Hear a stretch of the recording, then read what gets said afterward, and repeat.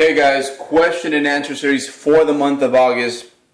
This question comes from our friend Chris Angel out in the North Bay, and unknowingly to us, I guess he switched from being a bodybuilder to an endurance athlete. So he gave up the stringer, the baby oil, and the shavers for some Asics and the headband. And Chris, we're totally okay with that and support you in whatever it is you do. We will try not to laugh and point at you as you jog. Anyhow, here we go, dude. Let's kill this one. And first of all, I'm just gonna give you more crap, dude. You're gonna ask bodybuilders about strength training as an endurance athlete. So first of all, I'm gonna start with some personal experience, and then we're gonna go into how you actually would implement that as an endurance athlete.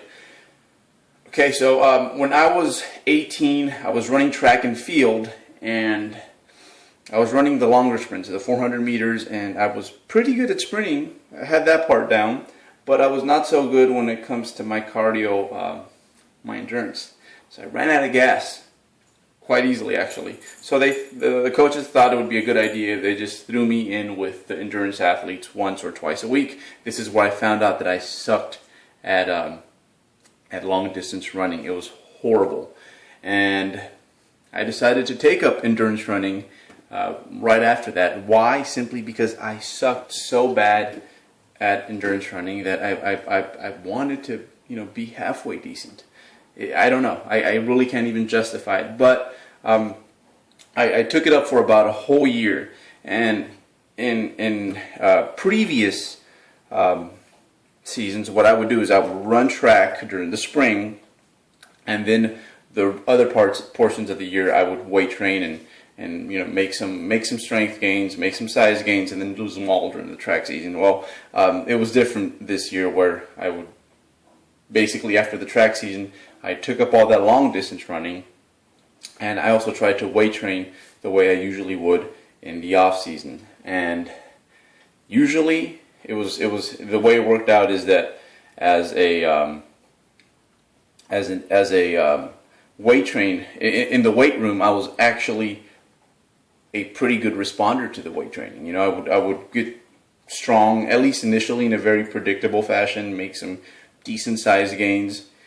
But this season in particular, when I decided to try to run both of those concurrently, I wasn't making the size and strength gains that I was used to. And the reason being is that a lot of the adaptations that go into becoming a good endurance athlete, well, they kind of interfere with the stuff we're after as strength athletes. So and I'm saying this just in case you want to try to do both at the same time, which is kind of sort of what I wanted to do. I thought, I could be in this great cardiovascular shape, and again, there's many ways to actually define what fitness is. But at the time, like everyone else, I thought fitness had to do with being able to run for a very long time. So anyhow, I was trying to do both of those things at the same time, and it just wasn't working out. And I just really want to make it a point that if you think that perhaps there's a way that you can be a serious endurance athlete and be a serious strength athlete, see, those things, they really don't go hand in hand. And this is coming from a guy who was just a horribly bad responder to endurance training. I had a hard time improving. I was just that really skinny kid in the gym that just doesn't grow, just is perpetually skinny fat. That was me as an endurance athlete. So again, if you're trying to do that, you're kind of just burning both candles. You're burning the candle at both ends, which again, just not something I would recommend. However, as an endurance athlete, and let's just say that's the only thing you want to do, that's your focus right now, weight training can certainly be of use to you. And I would say that primarily the main thing is that it can help with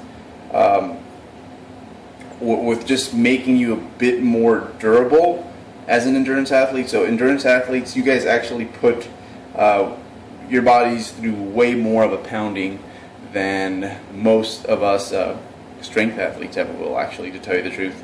And not only that, but you guys also, because of you know, the fact that usually whatever it is you do, whatever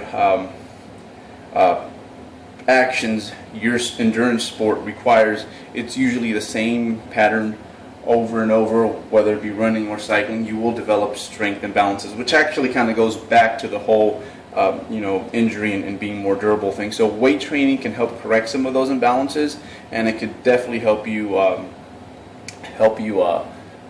with some structural integrity, make you a little bit more rougher and tougher, because, you know, again, you guys take quite a beating. So it shouldn't be the prime focus of your program, but definitely I would definitely say that most endurance athletes could, in some way or shape or form, benefit from, you know, weight training, you know, about 2 times a week, and of course make that a relatively short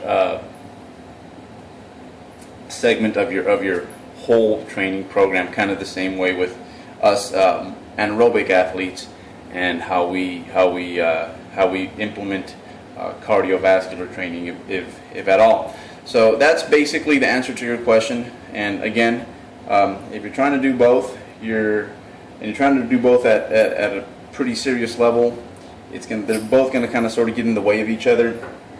And then if you are just purely focused on being an endurance athlete, then I would say you can certainly benefit from some weight training, but a little goes a long way. So that is it, guys. This one's done, and I think we have one more, and that should be on the way soon here from Mr. Loomis. So you guys are going to find out about why the knee and the toe and the squat shoes, all that stuff. So be on the lookout for that, and enjoy the holiday weekend, guys.